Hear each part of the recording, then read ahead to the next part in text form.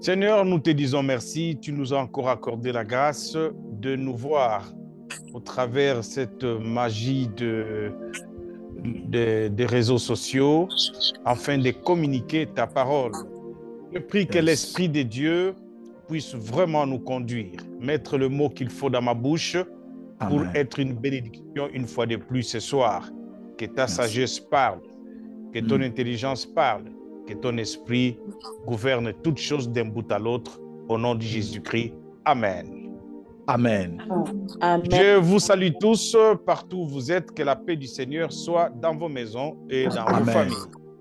Amen. Les cultes Amen. familiales. On nous a demandé de continuer ce thème, de creuser encore plus, parce que cela a une importance capitale.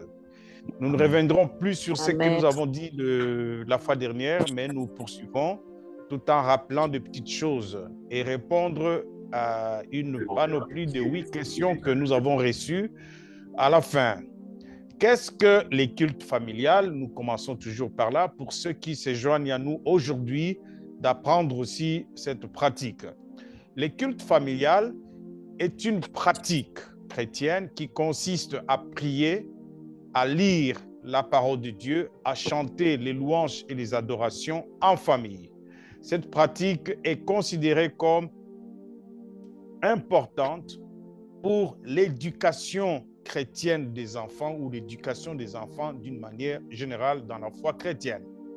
Les parents sont donc responsables de l'éducation de leurs enfants dans la foi et les cultes familiales est un moyen par excellence de les aider à grandir spirituellement.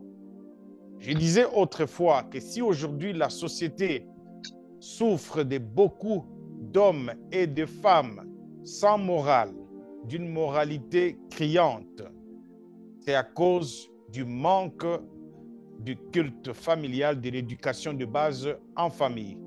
Aujourd'hui, le papa, le maman n'ont plus assez du temps pour s'asseoir et conseiller les enfants. C'est au travers de ces cultes familiales que le moment est arrivé, le moment est donné aux familles de communier, de communiquer. Donc, l'adoration habituelle en famille constitue l'une des expressions les plus manifestes d'un foyer centré sur Dieu. On ne peut pas imaginer un foyer centré sur Dieu, là où on ne se réunit pas, on ne se voit pas, on ne communie pas autour de la parole de Dieu, autour de la prière. Fort malheureusement, les chrétiens négligent aujourd'hui d'adorer Dieu en famille. En tout cas, ils sont très nombreux, ces familles qui n'adorent jamais ensemble. Ils peuvent bien se réunir autour d'une série, autour d'un film, autour des matchs de football comme chez nous à cette saison, mais jamais, alors jamais, autour de la parole de Dieu. Donc, à part rendre grâce avant les repas, peut-être, la plupart des familles chrétiennes prennent très peu de temps, sinon alors aucun moment durant la semaine d'adorer Dieu à la maison. C'est cette mauvaise manie que nous voulons démanteler, que nous voulons déraciner dans nos familles. Franchement, que ça ne soit pas une prédication dans le désert, dans les oreilles sourdes, dans les personnes qui vont les écouter, mais après ne les mettront pas en pratique, ça sera des sacrifices en vain. Je reste ici au bureau jusqu'à 23 heures et je passe toute la journée à faire des recherches, à prier Dieu, à trouver des passages bibliques pour vous édifier afin de vous sortir de ces manquements. Mais alors, si ça sera du temps perdu inutilement, ce sera vraiment regrettable pour nous tous. Et je prie de tout cœur que le Seigneur nous aide à inaugurer ces cultes. Vous verrez que c'est très merveilleux, très merveilleux. Amen. Alors, j'ai remarqué que même les membres de l'Église les plus engagés ne semblent pas encore vraiment trouver de l'importance à l'adoration en famille. Le membre de l'Église le plus engagé, chez les diacres, chez les pasteurs, chez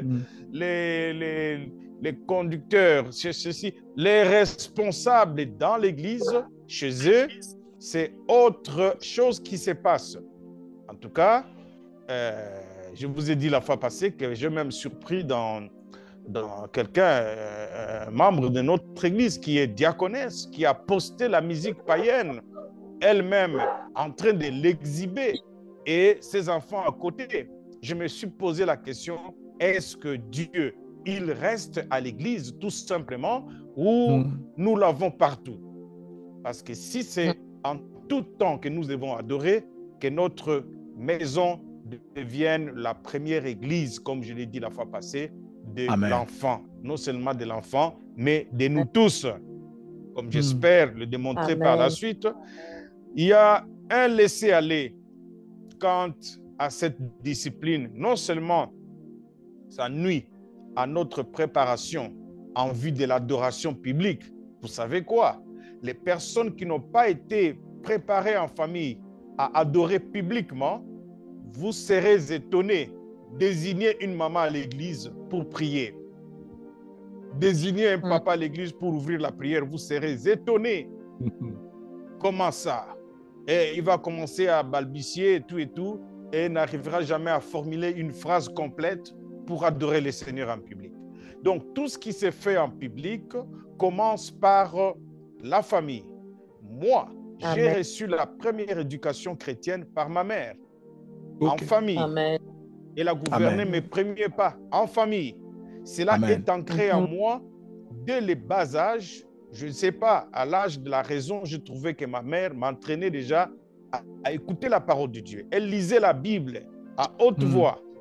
Et j'étais là à côté en train d'écouter, ça entrait. Cela n'a pas été une difficulté pour moi de coopter ces comportements et de poursuivre cela. Vous devez savoir aussi que les enfants sont des copistes.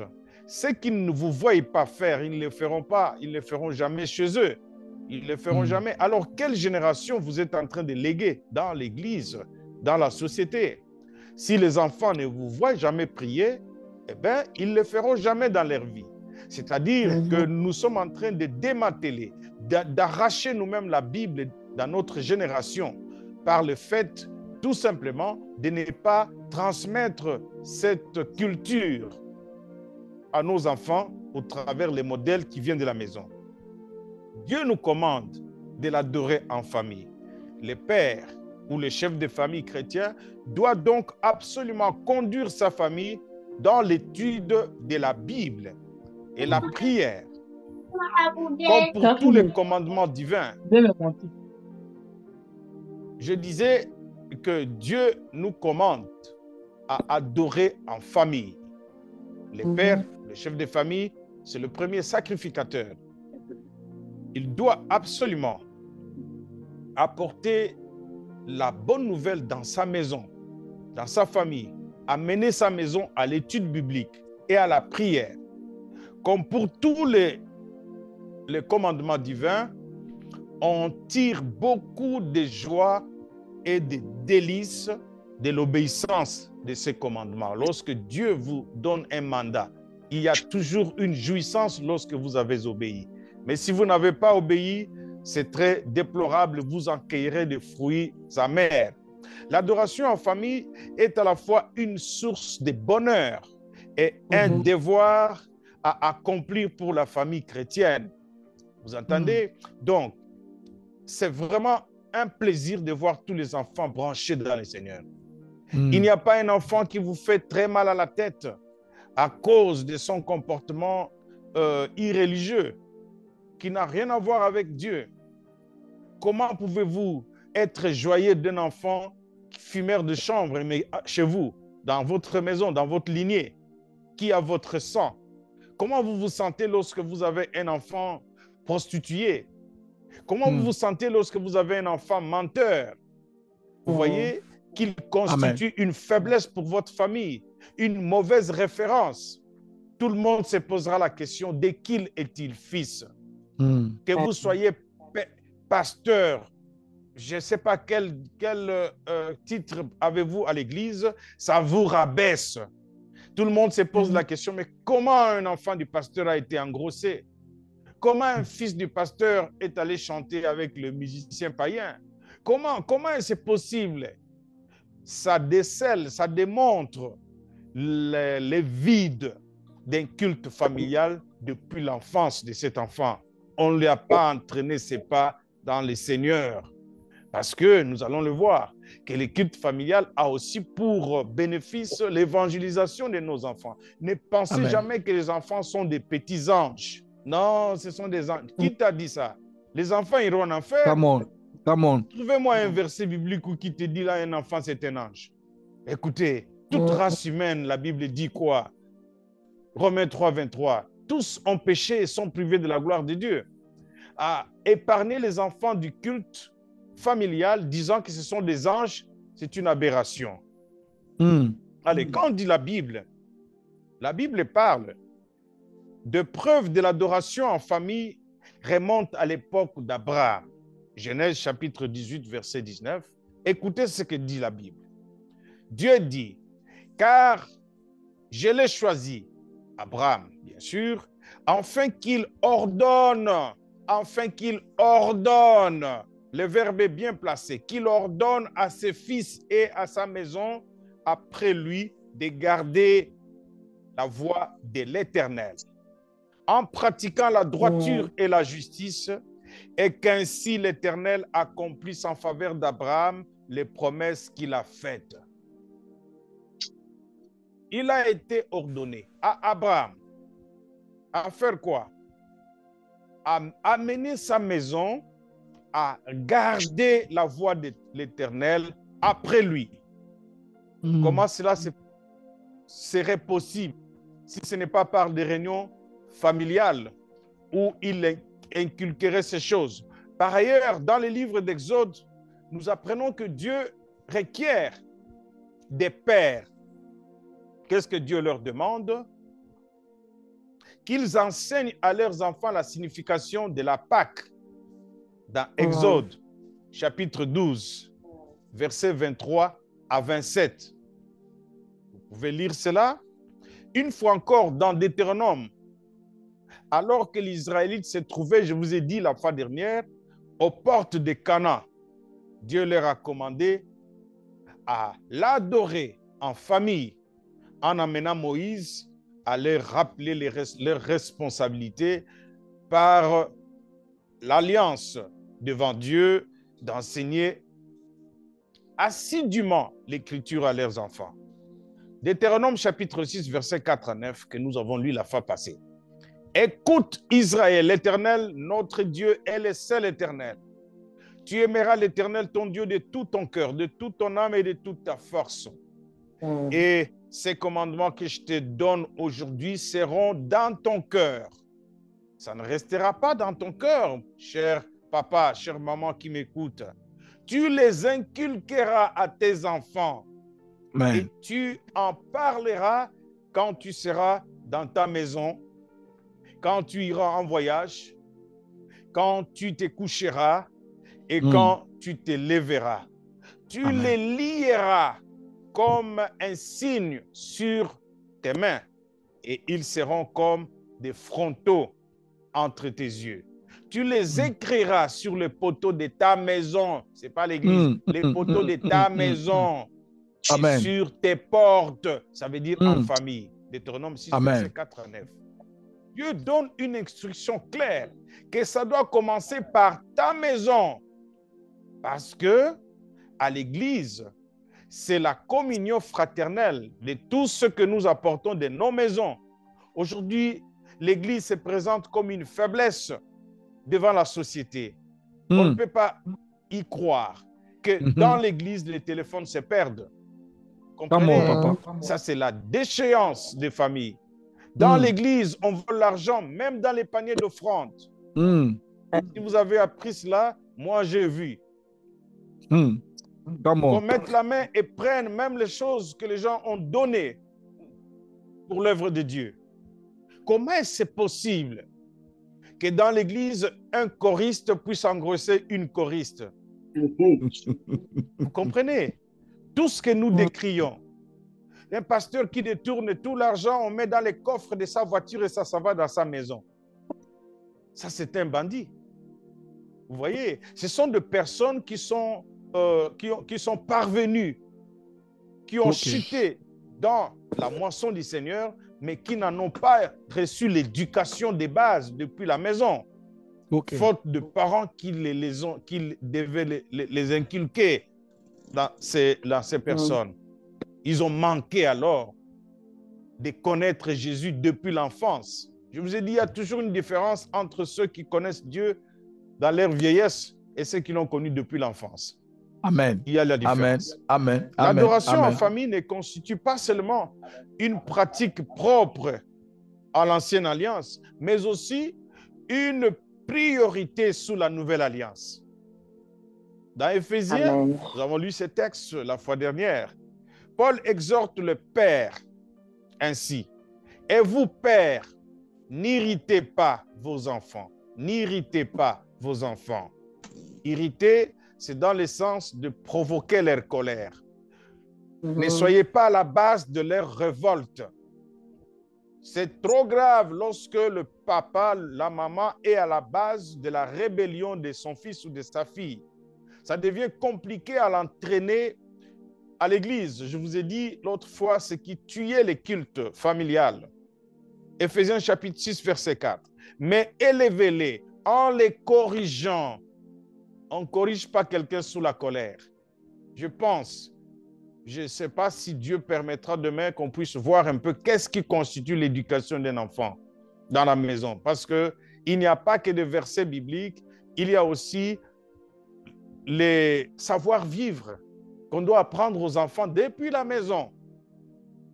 Et vous verrez un petit garçon de 5 ans, il te salue, toi, un papa, il tend la main parce qu'il n'a jamais appris ça depuis la maison. Nous allons aussi effleurer un peu le savoir-vivre. Amen. Et cette éducation chrétienne ou l'éducation d'une manière générale provient de là. Alors, si le papa n'est là que comme shérif, comme Mbouza Mabé, comme chien méchant, il rate d'être un sacrificateur. S'il n'est là que comme donneur d'ordre, il terrorise tout le monde par sa présence. Lorsqu'il arrive, tout le monde est terrorisé. Il crie à gauche, il crie à droite. À ce moment-là, comment sera-t-il un bon pasteur pour sa maison? La Bible dit, et vous, pères, n'irritez pas vos enfants. Je peux même étendre ces passages. Vous, mères, également, n'irritez pas vos filles qui passent par l'adolescence. Vous connaissez la rivalité qu'il y a des enfants qui passent par l'adolescence et leur mère, et voire même leur père. C'est comme des concurrents. Ils se confirment, une fille se confirme comme un garçon. Mais si tu ne connais pas ces choses, tu vas la traiter de démoniaque. Tu risques de ne pas la gagner en Christ. Parce que la Bible dit, en les corrigeant et en les instruisant selon les seigneurs. Et ce n'est pas en criant. Ce n'est pas en punissant avec haine. Ce n'est pas en privant quelqu'un de ses droits que tu vas les redresser. C'est une grande responsabilité. Il faut connaître comment éduquer un enfant. Demain, je vais un peu parler de cela aussi. Ça constitue toujours la matière dans les cultes de maison. De plus, il commande aux maris d'aimer leurs femmes et aux femmes d'être respectueuses vis-à-vis de leur mari, de respecter leur mari, mais aussi d'être soumises,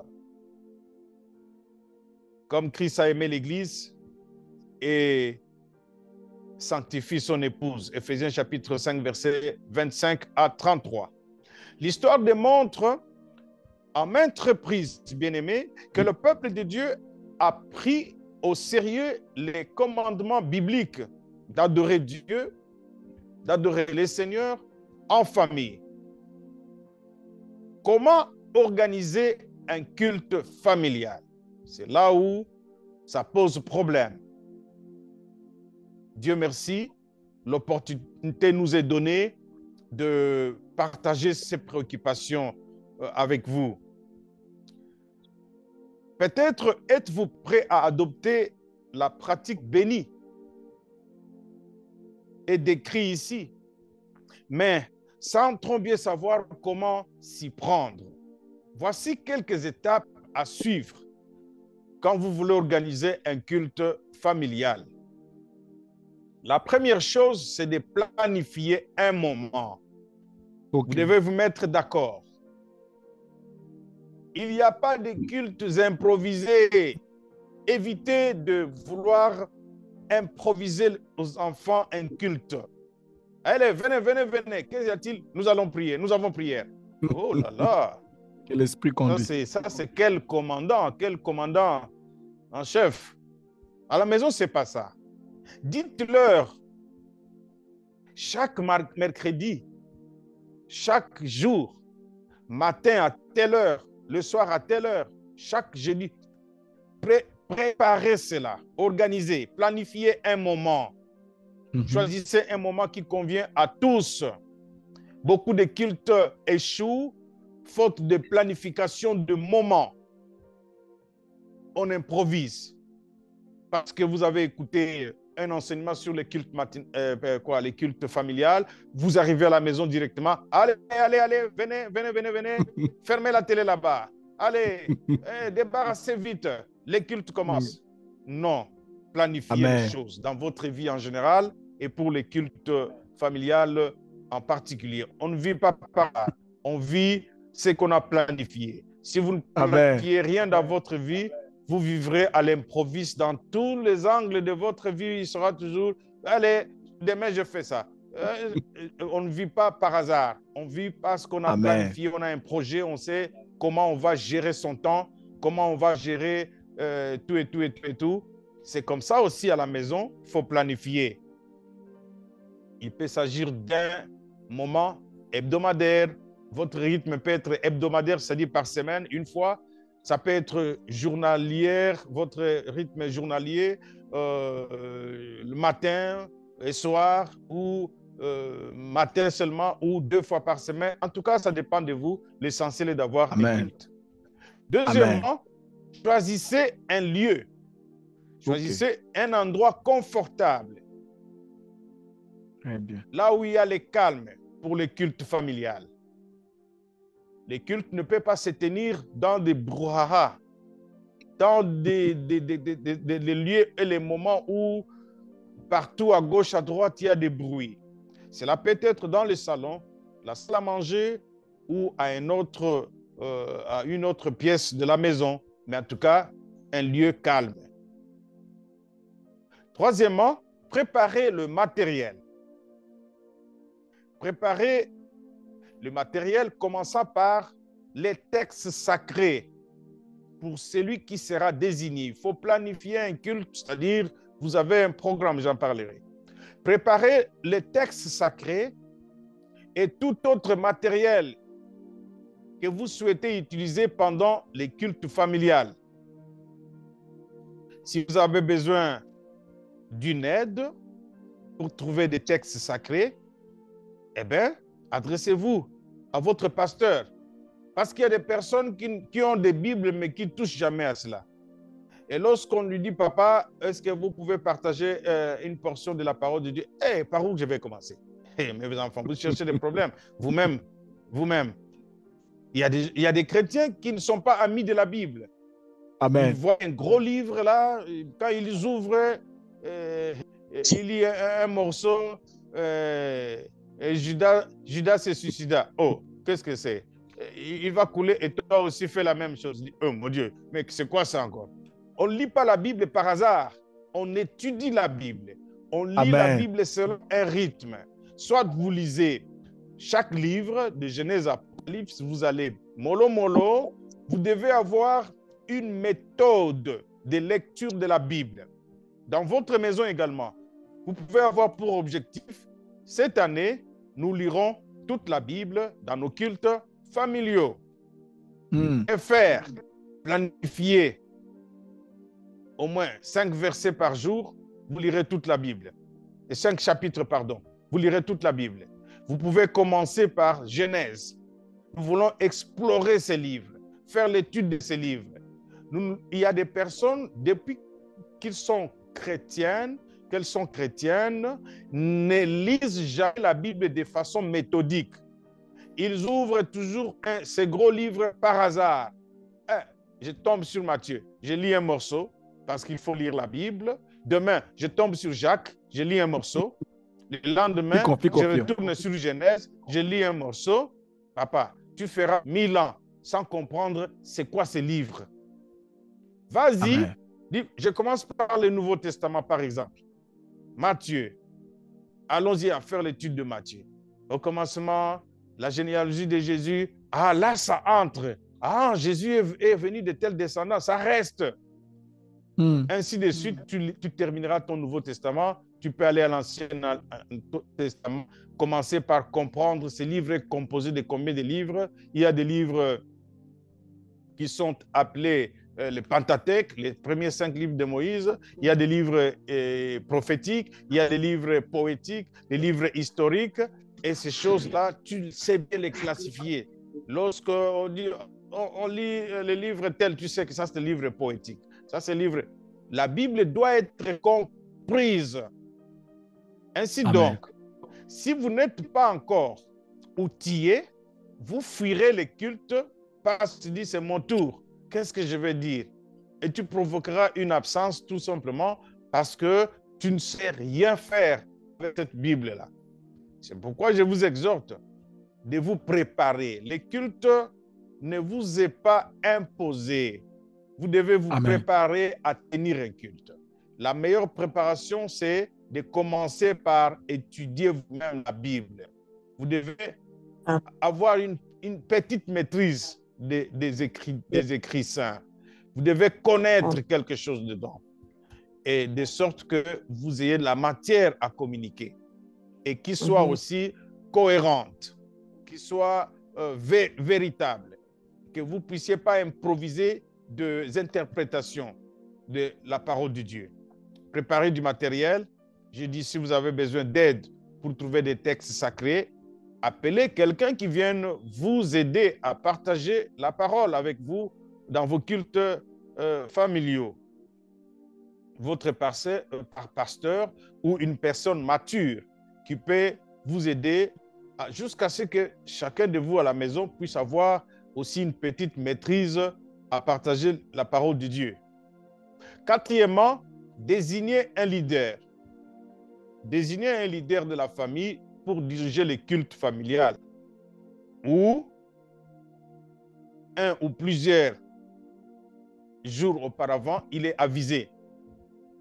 Vous ne prendrez pas quelqu'un de pied levé. Vous dites, Maggie, c'est aujourd'hui, c'est toi qui diriges les cultes. Je vais commencer par où? Commence seulement. Là où vous jouez avec les choses sacrées. Prépare quelqu'un à diriger les cultes familiales quelques jours avant. Et qu'un programme, si vous êtes nombreux, et un programme de rotation soit élaboré. Ça donne la responsabilité à chacun de se concentrer pour avoir de quoi je vais partager, de quoi je vais dire, comment je vais diriger. S'il y a un modérateur, faites des rotations de modérateurs, faites des rotations de prédicateurs, faites des rotations de conducteurs de quelques étapes de prière. Ceci vous aidera à outiller chacun des membres de famille, à l'entraîner à réaliser ses cultes également. Bien sûr, que le papa soit, lui, le premier sacrificateur des filles pour la réalisation des cultes familiaux. Quatrièmement, j'avais déjà dit désigner un leader. Cinquièmement, réserver alors 20 à 30 minutes, matin, soir, ou le 2, ou alors un jour de la semaine, mais ne dépassez pas trop les 30 minutes à cause de l'attention surtout de tout petit. Les enfants. L'attention de tout petit ou l'attention de tout être humain ne dépasse pas les 45 minutes. Lorsque vous parlez dans un discours, dans les 45, vous dépassez, ça devient ennuyant. Et c'est ce qui tue les cultes. Les gens commencent à éviter cela. Vous savez, aujourd'hui, le monde n'est plus celui qu'il était hier. Aujourd'hui, il y a beaucoup de choses qui nous invitent à y prêter attention. Alors, ne me bloquez pas parce que j'ai accepté de prier. Eh bien, vous tuez même tous mes rendez-vous. 20 à 30 minutes suffisent.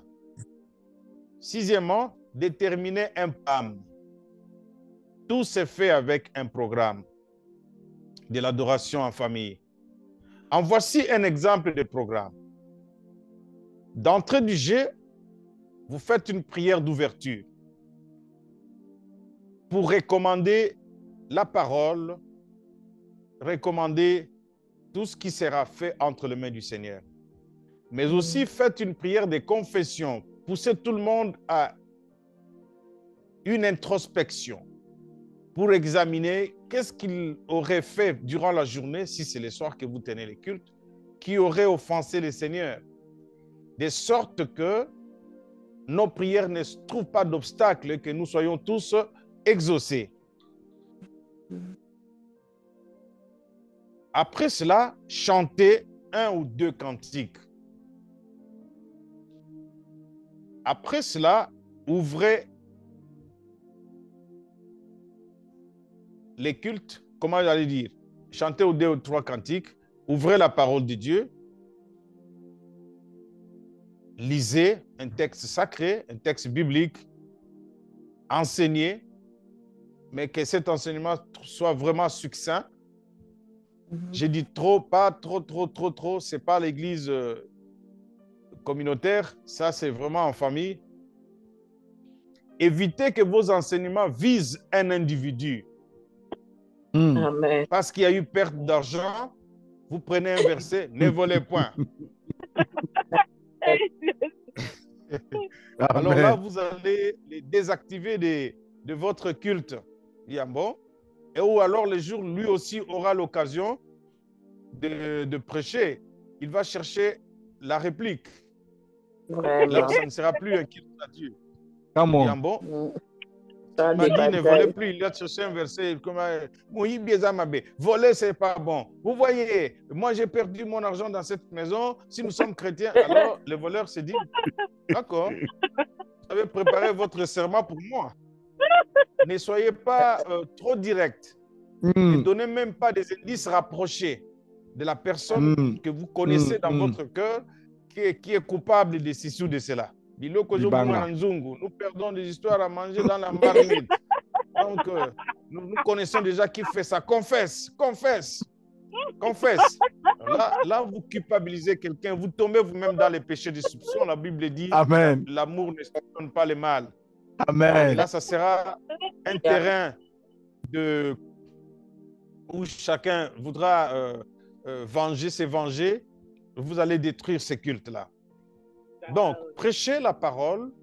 Si c'est papa qui prend la parole, il peut aussi profiter pour prodiguer conseil aux enfants parce qu'il n'en aura pas beaucoup d'occasions dans la vie. Après ce moment de la parole, pour les familles composées, la question m'a été posée, je vais répondre, mais de plusieurs religions. La sagesse oblige, puisque vous êtes vous-même embourbé dans un milieu où il y a plusieurs religions, il faut lire les textes sacrés de chaque religion. Vous avez dans la maison un musulman qui a aussi son Coran, et vous avez votre Bible. Le thème, c'est la prière. Trouvez aussi dans le Coran qu'est-ce que le Coran dit sur la prière. Et vous aussi, de votre côté chrétien, ouvrez la Bible. La Bible dit sur la prière. Que chacun de vous puisse commenter. Je pense qu'il y aura quelque part un dénominateur commun parce que tous appellent cela texte sacré. Vous trouverez intérêt d'entente. Oui. Dans les autres aspects de culte, vous pouvez prier. Prions pour. Je pense que dans chaque religion, la prière existe. Peut-être qu'il y aura différence de divinité. Mais comme on dit, prions pour que Dieu bénisse notre famille. Chacun priera son Dieu.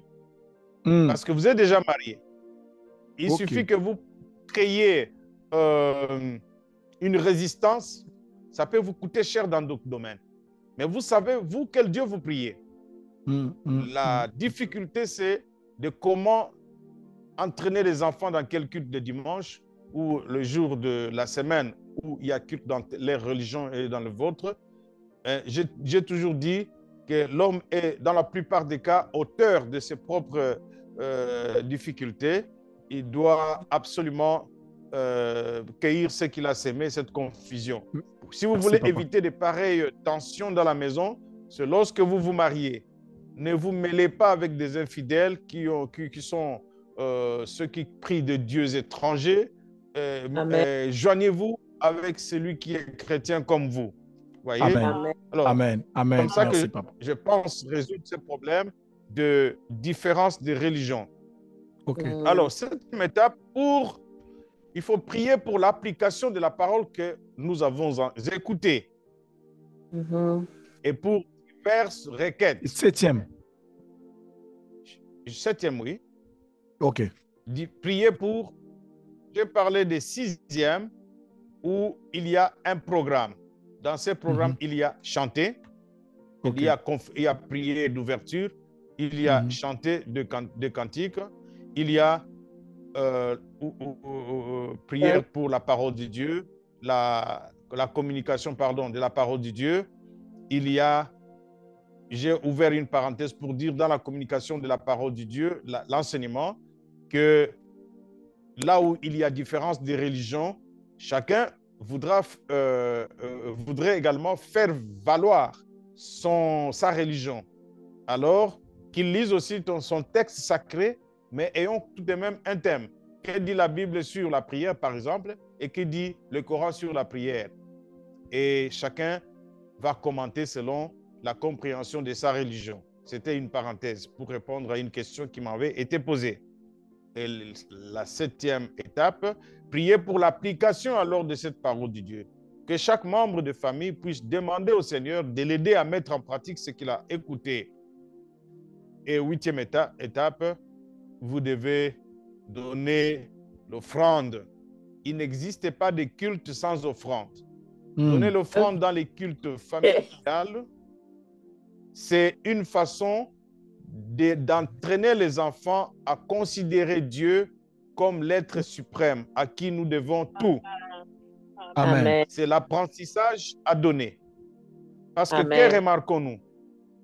Quand l'enfant ne donne que à l'église, alors que lorsqu'il te demande quelque chose, tu lui donnes par exemple $5 pour les coca.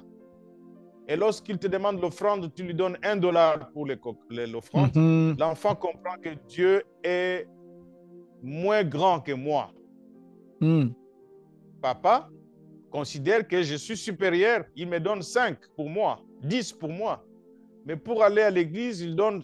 Alors, demandez-leur dans leurs petites économies qu'ils commencent à ouvrir la main. C'est aussi un enseignement pour la vie. Aujourd'hui, beaucoup de gens se heurtent à l'église contre les appels de fonds, contre le moment des offrandes parce qu'ils n'ont pas eu la culture de donner. Et que cet argent, ensemble avec tous les donateurs, serve à des œuvres philanthropiques, à aider les pauvres, les malheureux, d'autres enfants qui manquent de cahiers, d'autres enfants qui manquent d'habits, et ils comprendront, ils auront en eux reçu une sémence d'ouvrir la main à cette catégorie de personnes. Et vous devez leur expliquer que celui qui donne aux pauvres prête à Dieu qui lui rendra. Tous ces versets vont les motiver pour qu'ils donnent avec joie. Amen. Si vous n'apprenez pas l'enfant à donner au culte à la maison, il lui sera difficile à donner à Dieu, même s'il en aura. Donc, créez cette offrande et que tout enfant se réjouisse d'aller laisser cette offrande dans un orphelinat ou quelque part où cela va servir à l'évangélisation ou à des œuvres du Seigneur. Amen. Voilà, et terminé, 9e étape, terminée par la prière. Dans tout ceci, dans 20 ou 30 minutes. Il est important que ces instants soient réguliers, des cultes, soient sérieux, soient joyeux, ces instants soient succincts, plutôt qu'irréguliers, longs, et ennuyé. Évitez de rendre le culte familial irrégulier, très long et ennuyé. Là, vous tuez ce culte. À la prochaine occasion, il y aura trop peu de candidats. Tout le monde cherchera des astuces pour ne pas participer à cette heure-là, à ce culte, parce qu'il dit, ça prend 2 heures, vous imaginez? C'est pas bon. Bien sûr, il n'est pas toujours facile d'adorer Dieu en famille. Ça, nous devons le reconnaître, en présence de petits-enfants. Par contre, n'oublions pas que l'adoration en famille constitue un cadre de formation spirituelle pour nos enfants, et voire même pour nous-mêmes. Et surtout, les grands bénéficiaires, ce sont eux, nos enfants.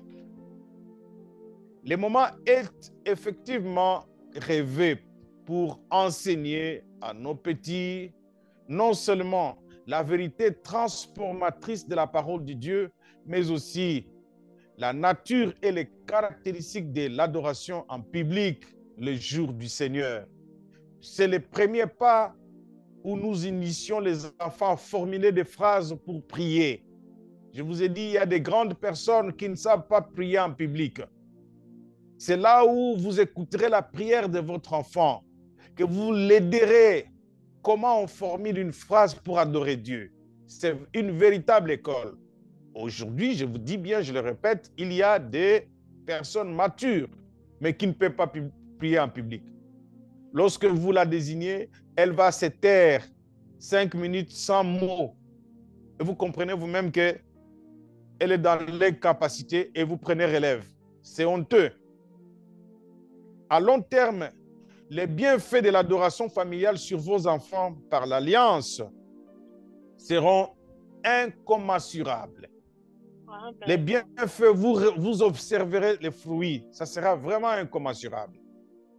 Dans son ouvrage classique que nous avons parcouru, portant sur l'adoration en famille, James Alexander affirme que la lecture quotidienne et solennelle de la sainte parole de Dieu par un parent chrétien compte parmi les moyens les plus efficaces dont il dispose pour éduquer ses enfants.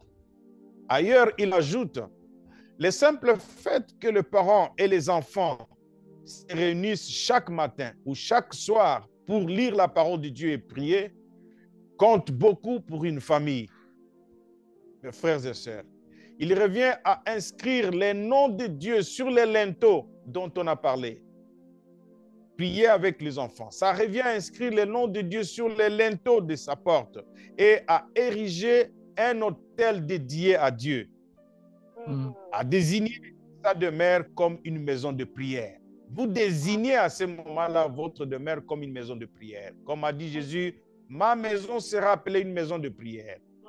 Les enfants d'eux-mêmes comprendront que ici, pas de pratique contre la parole de Dieu, parce que cette maison est une maison de prière. Vous ne serez pas là en train de crier, qui a mis cette musique à la télé? Mais qui a mis ça? Ce sera automatique. Votre maison est érigée à ce moment comme une maison de prière. On amorce et on termine la journée en invoquant le nom du Seigneur. Dès l'éveil de la raison, le petit enfant grandit en ayant le sentiment de devoir honorer Dieu en toutes choses. Dès l'éveil de la conscience. Comme je vous l'ai dit, c'est ce qui fut mon cas. Que rien dans la vie ne peut se réaliser sans Dieu. Ça entre dans les enfants. Ce principe que rien ne peut se réaliser sans Dieu. Que sans cette consécration, toute la journée du travail ou d'études serait exposée au mal.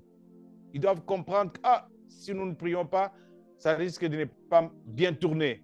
Nous consacrons notre journée à Dieu. Nous consacrons notre travail à Dieu, nos études à Dieu. Et quand bien même vous ne serez pas là un jour, chaque enfant importera ou exportera ce que vous avez inculqué en lui dans sa propre maison. On ne va pas chercher comment commencer les cultes ici. Chaque enfant a apporté chez lui les comportements qu'il avait lorsqu'il était en famille. Vous voyez? Amen. Amen. Et lorsqu'elle s'adonne avec régularité à cette pratique, la famille, à la fois sincère, souligne le fait que Dieu est roi de son foyer. Lorsqu'il Amen. s'adonne à cette pratique, la famille confirme que Dieu est roi de ses foyers. Plutôt que Amen. la télévision est roi, le journal est roi, le téléphone est roi dans cette maison, la famille confirme que le Seigneur occupe la place numéro 1 dans cette maison. Par ailleurs, comme nous l'avons mentionné précédemment, l'adoration en famille nous prépare à adorer Dieu les jours du Seigneur en remplissant notre âme de la vérité divine transformatrice tout au long de la semaine. Ça nous prépare à être des modérateurs dans nos églises. Amen. Ça nous prépare à être des prédicateurs dans nos églises, à être des intercesseurs dans nos églises. Il sera difficile qu'un enfant issu d'une famille où il y avait cette pratique puisse rester dans le banc ou sur le banc tous les jours dans l'église sans rien faire. Si aujourd'hui nous avons un pléthore de frères et sœurs, de mamans, de papas qui ne font absolument rien, c'est parce que on ne leur a pas appris à servir Dieu depuis d'où ils viennent. Quels sont les avantages du culte familial? Les avantages du culte familial sont nombreux. En tout cas, voici quelques-uns. Il y a premièrement l'unité familiale. Lorsqu'on partage la parole de Dieu en famille, ça crée l'unité de la famille. Pendant le culte familial, tous les membres de la famille ont un seul langage. Celui de la louange, de l'adoration et de la prière. La prière renforce alors l'unité au sein de la famille. Vous comprendrez qu'il n'y aura pas de chamaillerie, il n'y aura pas de gens qui se battent dessus, il n'y aura pas des enfants qui... Non, l'unité. Deuxièmement, c'est les moments de l'évangélisation. Je vous ai dit autrefois que les conseils ne transforment pas. La Bible reconnaît la parole comme une épée capable de séparer l'âme du corps, ainsi de suite, des mauvais comportements. Si la parole de Dieu n'est pas partagée dans la famille, et alors, posez-vous la question, qu'est-ce qui remplace? Le culte familial est un excellent outil d'évangélisation, car la parole de Dieu est capable de s'aimer un nouveau cœur, de transformer un cœur de pierre en cœur de chair, du mari, de la femme, des enfants. La parole de Dieu est capable de récupérer le bandit le plus extrême, une femme qui passait ses jours dans des boîtes de nuit, un homme sans loi, et de le redresser, de le ramener pour qu'il devienne un homme utile. Donc, les parents profitent d'évangéliser leurs enfants par le culte familial. Ne laissez pas vos enfants sans éducation chrétienne, pensant que la rue le fera. Non, c'est vous qui devez évangéliser vos enfants. Ils doivent se convertir. Il y a beaucoup d'enfants qui viennent à l'église, qui grandissent sans se convertir. Vous voyez? Pourquoi? Parce que on ne leur a jamais donné cette opportunité. J'ai même vu quelqu'un devenir pasteur sans se faire baptiser. Je l'ai rencontré. Baptisé, pasteur sans baptême. Troisièmement, le culte familial nous aide à avoir une croissance spirituelle. Le moment de culte en famille croître dans notre consécration à Dieu. Ça augmente notre consécration à Dieu. Je vous ai dit autrefois que ça sèche la sève de ce monde. Tout ce que l'ennemi a fait infiltrer en nous, dans notre âme, dans notre esprit, dans notre corps, la parole de Dieu est capable de laver ces choses. Amen. La croissance spirituelle. Les moments de culte en famille nous font croître dans notre consécration à Dieu. On devient de plus en plus proche de Dieu. On devient de plus en plus réservé à la seule utilisation de Dieu par les moyens de la prière et de la parole de Dieu que nous écoutons à la maison. Amen. L'homme intérieur de chaque membre de la famille grandit, en tout cas en connaissance, en sagesse, en puissance par le Saint-Esprit, à cause de la prière, de la parole que nous partageons en famille. Quatrième avantage, c'est l'implantation de la culture des cultes en famille chez les enfants. Vous implantez une culture des cultes en famille. Les enfants font également, les enfants font généralement, j'allais dire, ce qu'ils ont vu chez le parent. Ah oui. En tout cas, ils sont des copistes. Amen. Leur transmettre la culture du culte familial, c'est impacter positivement des générations. Amen. Chacun va transmettre à ses enfants transmettant aux autres enfants, ainsi de suite. Vous impactez des générations. Et Amen. cinquièmement, comme avantage du culte familial, c'est la guérison des maux familiaux. Qu'est-ce que nous remarquons dans une famille? La famille est victime de plusieurs maux, comme des conflits, la jalousie, la calomnie, l'injustice, etc., etc. Pendant les cultes en famille, le Saint-Esprit vient rallumer la flamme du pardon Amen. et redonne à la famille un second souffle. Amen. Les fêtes Yes. qu'on a priées ensemble, on oublie Amen. qu'on était ennemis hier. Amen. On efface tout ce qui nous divise. Voilà, mes frères et sœurs, pour aujourd'hui, j'aimerais m'arrêter là avec vous et Amen. répondre à quelques questions qui m'ont été posées par le pasteur Timothée. Les questions qui lui ont aussi été posées par certains qui nous ont suivis. Amen. La première question que j'ai reçue, vous également préparez vos questions parce qu'après, nous passons par le jeu de questions par rapport à ce que j'ai dit aujourd'hui. La première question, c'est les cultes familiales qui fonctionnent normalement. Lorsqu'un culte familial fonctionne normalement, nous disons bravo. Amen. Continuez, mais seulement faites des rotations des rôles. C'est-à-dire, faites de sorte que chacun soit entraîné à jouer un rôle. Modérateur, vous changez prédicateur, et ceux qui prieront pour l'ouverture et pour la fermeture. Ça va encourager tout le monde à prendre part, à faire une participation active dans ce culte familial. Entraîner tout le monde à jouer un rôle. Quand ça marche bien, et j'ai dit bravo, mais faites de sorte à rôder tout le monde à réaliser ce culte avec vous. Parce que vous pouvez être en voyage. Un jour, vous pouvez être malade, vous pouvez être empêché, mais si vous avez rodé toute votre famille, et ils seront équipés, ils auront l'envie de lire la Bible parce que un jour, ils vont aussi communiquer les paroles qu'ils ont lues. Amen. Deuxièmement, les cultes familiales détruits ou n'existent plus. Que faire? Oui. Il faut les ressusciter en mettant en pratique les enseignements comme ceux-ci. Tout simplement. Il faut prendre des mesures. D'abord, de faire l'autopsie. Qu'est-ce qui a détruit ces cultes afin qu'ils n'existent plus? Par rapport aux enseignements que nous avons eus, on peut remarquer qu'on n'avait pas de programme, qu'on faisait cela par hasard, que c'était des improvisations, que papa s'imposait.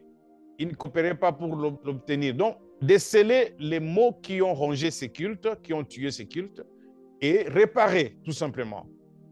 Troisième question, les cultes qui ne fonctionnent pas bien, que faire? Oui, de la même manière, j'ai dit il faut déceler les causes des cultes qui ne fonctionnent pas bien. Qu'est-ce qui fait que ça ne fonctionne pas bien? Qu'est-ce qui vous fait dire que ça ne fonctionne pas bien? Il n'y a pas un prédicateur, il n'y a pas quelqu'un doué qui peut conduire, tout et tout. Faites-vous assister à ce moment-là. Là, je dis la cause, mais c'est à vous de connaître la cause. Faites-vous assister. Dites à votre pasteur, nous voulons qu'un frère vienne nous assister pour nous ranimer dans les cultes, qu'il nous apprenne comment ça se passe. Quatrième question que j'ai reçue. Les cultes n'ont jamais existé dans une famille. Là, alors, que faire? Il faut les commencer en apprenant comment ça se passe. Il faut les commencer. Mais je vous dis qu'avant de commencer les cultes, il faut le préparer. C'est-à-dire les acteurs, papa, maman, doivent être rodés. Ils doivent connaître la parole de Dieu. Ne commencez pas les cultes pour commencer parce que vous manquerez à dire, vous manquerez à faire. Vous devez aussi apprendre certains cantiques que vous allez utiliser lors de vos cultes. Il y en a qui ne se donnent pas la peine d'apprendre de nouveaux cantiques alors que la Bible dit chanter à l'Éternel un cantique nouveau. Vous devez connaître quoi vous allez chanter et à défaut de connaître cela vous-même, faites-vous assister de sorte qu'à bout d'un certain moment, vous en ayez le goût pour continuer. Amen. Les cultes, cinquième question, comment tenir un culte familial dans une maison composée de plusieurs religions? J'ai déjà dit, vous allez lire les textes des livres sacrés de chaque religion et donner à celui qui a lu le temps de donner l'explication. Certainement, si ce n'est pas une religion monothéiste qui croit à un seul Dieu, ça sera compliqué. Mais si c'est une religion monothéiste, eux aussi croient à Dieu. Qu'est-ce que Dieu dit? Les textes ont des dénominateurs communs. Aucune religion n'accepte le vol, par exemple. Aucune religion normale ne brisera les 10 commandements. Écoutez la personne qui se défoule, qui dit ce qu'il pense de sa religion, mais vous comprendrez par rapport à votre foi chrétienne que nous avons dit la même chose. À ce moment-là, priez pour l'application. Mais je dis qu'il faut éviter d'en arriver. Lorsque vous faites le choix pour le mariage, comment dirais-je, ne plaquez pas quelqu'un en le présentant comme un chrétien alors que fondamentalement il ne l'est pas. Nous ne sommes pas Dieu. Si Dieu ne nous le révèle pas, nous ne savons pas. C'est vous-même qui connaissez la vraie personne qui loge dans cet homme que vous venez nous présenter, dans cette fille que vous venez nous présenter. Et soyez prêts à en payer les conséquences s'il est d'une autre religion. Sixième question, dans une famille où le parent ne prie pas, quelle stratégie pour installer le culte familial? Oui, il faut commencer d'abord par entraîner ces hommes à Christ. Parce qu'il peut dire ici, on ne prie pas aussi. Pas question de prière dans ma maison. Il faut prier le Seigneur pour amener quelqu'un à travailler, à faire un travail préliminaire, d'apporter l'évangile aux parents non convertis. Et petit à petit, à commencer par organiser des cultes familiaux. Avec l'aide du Saint-Esprit, ça pourrait marcher. Mais ne leur imposez pas, ne les traitez pas du diable. Vous là-bas, vraiment, vous dites diabolique, vous ne voulez pas prier. Allez, venez, nous, on prie dans notre coin. Non. Ayez aussi pitié de ceux qui sont sans Christ. Vous devez avoir conscience d'eux, priez Dieu de sorte que connaissent aussi le Seigneur comme vous l'avez connu. Septième question, dans une famille où les enfants ont déjà grandi, quelle stratégie pour instaurer les cultes familiales? Commencez par amener les enfants au Seigneur pour ensuite les inviter à poursuivre la croissance spirituelle, comme nous l'avons dit, à la maison, mais aussi servir de modèle pour les parents et pour les aînés. Lorsque vous servez de modèle, vous allez évangéliser aux non-croyants sans la parole, parce qu'ils se diront, ah, si dans leur religion, ils sont capables de faire ce qui est bon, c'est que c'est une bonne religion. Dans la plupart des cas, c'est ce que nous faisons qui évangélise mieux par rapport à ce que nous disons. Parce que tout le monde peut dire, mais faire, pratiquer. Si vous voulez gagner un mari sans Christ, comme la Bible, c'est par le comportement de la femme. La Bible dit cela dans 1 Pierre. La même chose pour un homme qui veut gagner sa femme ou ses enfants en Christ, c'est de servir de modèle. Et le jour où vous voulez parler de Jésus, ça va être facile. Le pasteur Richard Wurmbrand se retrouve en prison en Russie à cause de l'évangélisation. Là, il est dans une cellule de 2 lits. C'est qu'il rencontre là-dedans un autre détenu. Mais lorsqu'on vient servir au pasteur à manger, il prend la moitié de son plat, il ajoute à l'autre détenu. Lorsqu'on leur sert des couvertures, il prend sa couverture, parce qu'il fait très froid, il donne, il ajoute à l'autre détenu.